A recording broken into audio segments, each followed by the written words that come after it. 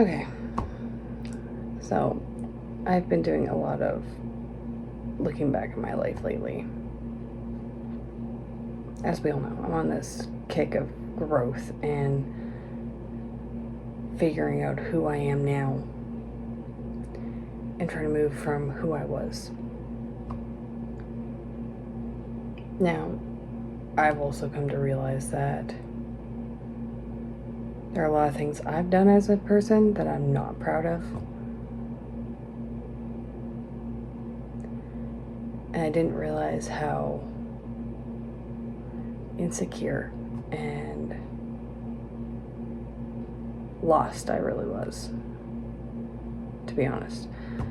I'm doing this thing now where I'm going to just start recording what's on my mind because I'm having the toughest time actually coming up with content and recording it by myself.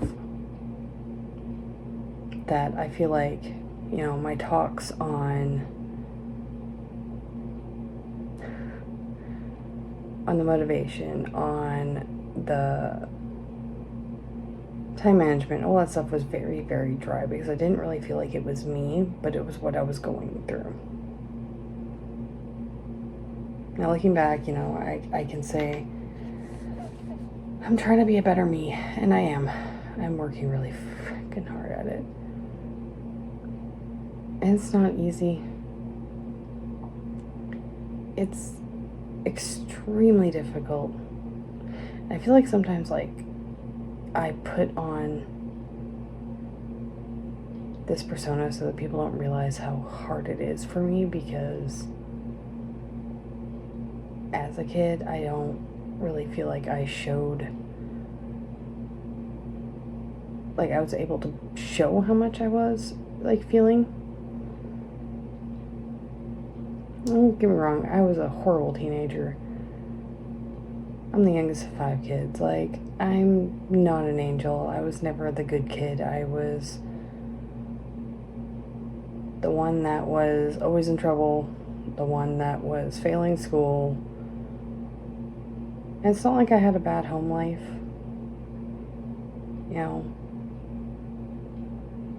Definitely feel like I had things different from my siblings. I feel like they kind of got a little bit of a different side of my parents than I did.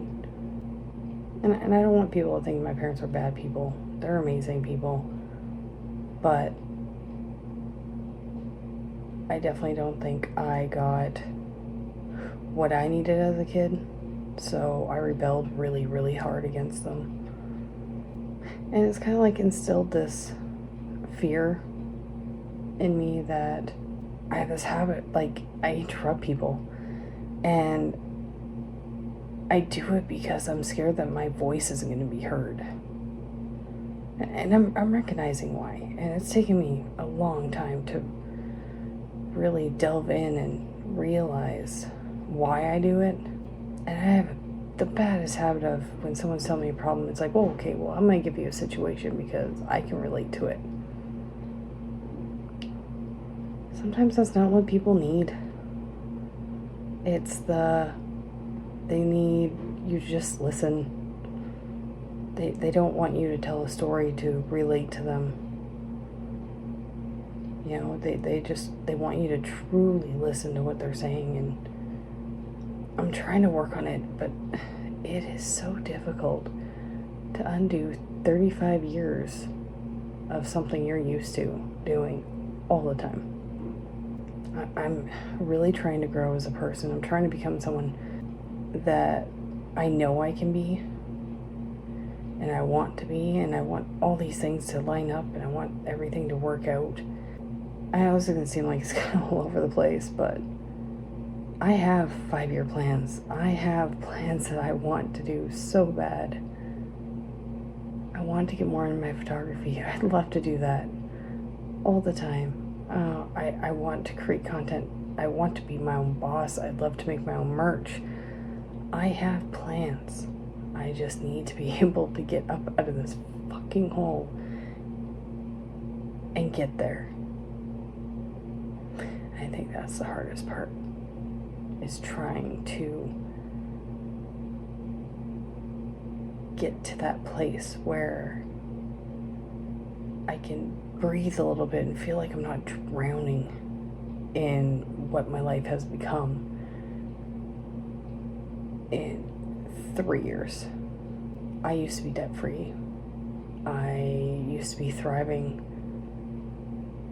I had someone come in my life and I let them get in my head and I let them do all the things that they told me that I wanted.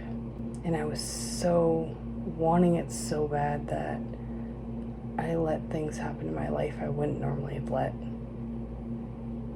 And I did that for years. Like I had done that in more than one relationship, and I'm gonna I have to take accountability for that, because who else is going to? It's not their fault, it's mine. I shouldn't have let it happen. I shouldn't have let myself get in those situations. But I also wouldn't have learned from them. It's hard to move past things and easy.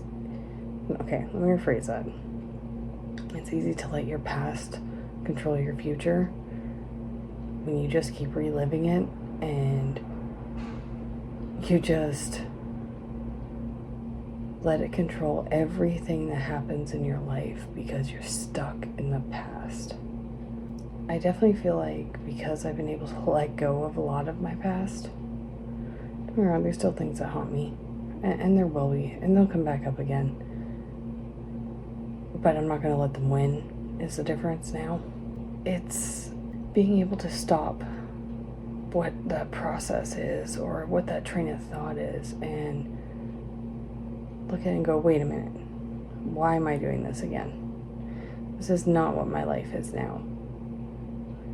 And it's being able to pull the reins back a little bit and just realize what you're saying and what you're doing.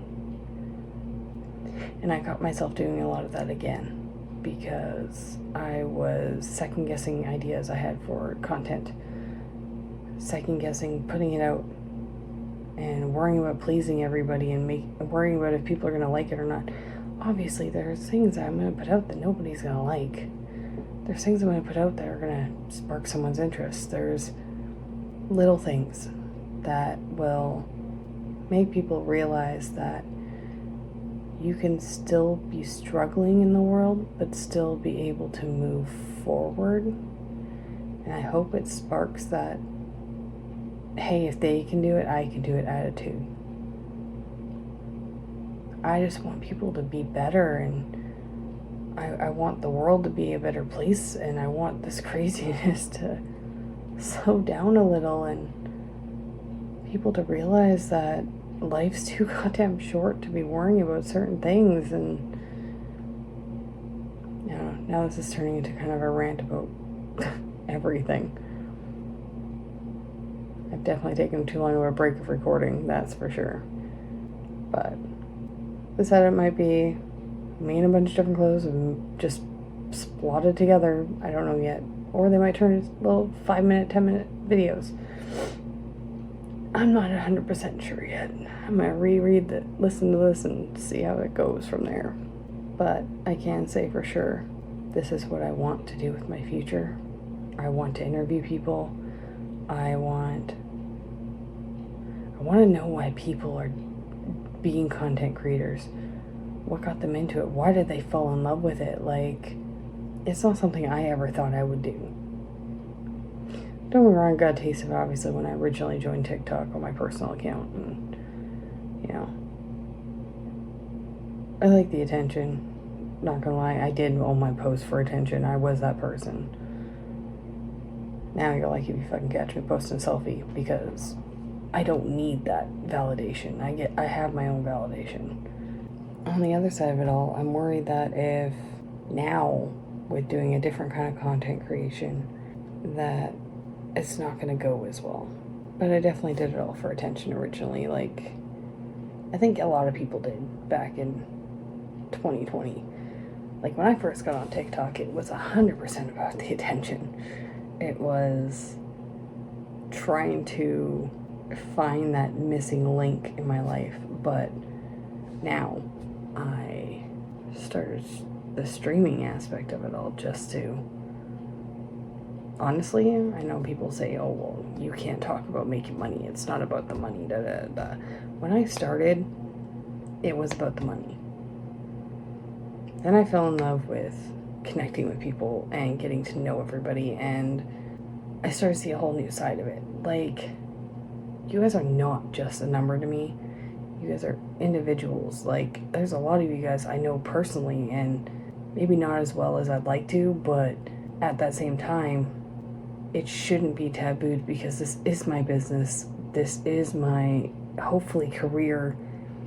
I want to make something out of it. I want to be, maybe one day, being able to interview some people that I actually watch and admire for their honesty and their straightforwardness and how they do their everything.